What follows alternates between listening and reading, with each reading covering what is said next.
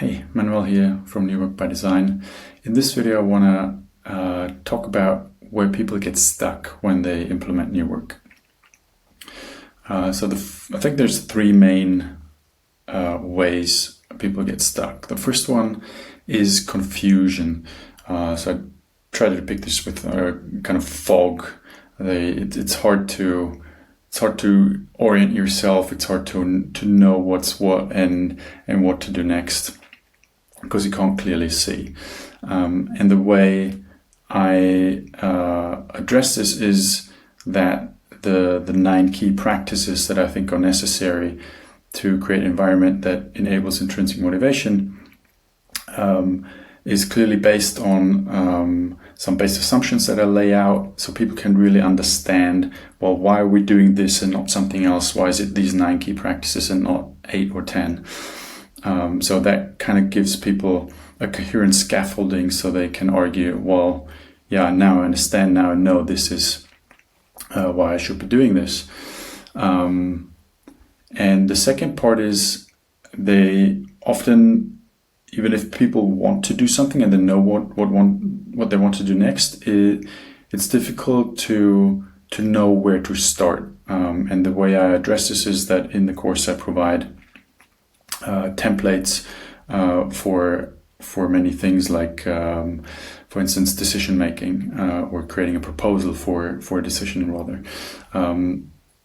Doesn't mean that people need to use these one-to-one, but at least that gives them a starting ground. It's like, well, we can start with this and then adjust it as we learn that something else fits our context better.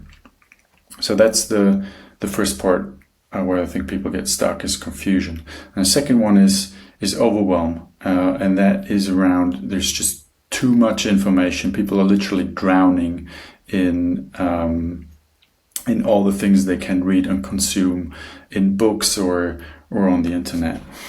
I want to quickly read this quote from Lao Tzu, because I think it captures that part quite well.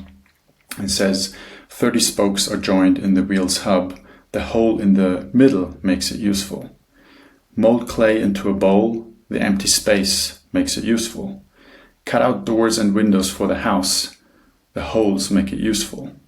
Therefore, the value comes from what is there, but the use comes from what is not there. And that is basically what I also always keep in mind when working on my courses. Does this really need to go in, or can I leave this out? And can I maybe write about this on my blog, and people are really interested in digging deeper, I can point them there.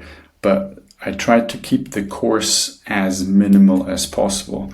That's why it's 9 key practices and not 10 or 11 or 12, which I could easily come up with, but I wanted to keep it as minimal as possible in order to enable an environment that creates intrinsic motivation, and not put everything in there that I could possibly think of and talk about and write about. So, because I think, I really believe that the usefulness of the course comes from all the things that are not there, and that all the things that are there are the essential bits.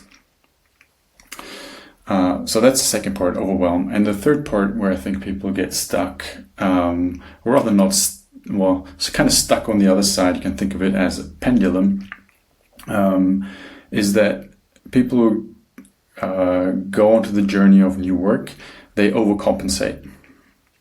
So to give you an example, people got burnt by decisions are made without them. They're just told to do things even though they don't believe in it. And so they conclude, well, not being involved in decisions and being able to decide, be part of the decision is bad. So from now on, no one is allowed to tell anyone else what to do. And we're making all the decisions with consensus.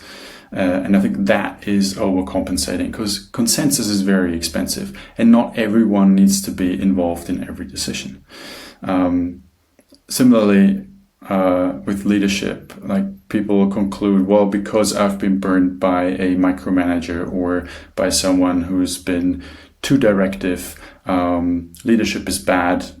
Again, no one's allowed to tell anyone else what to do.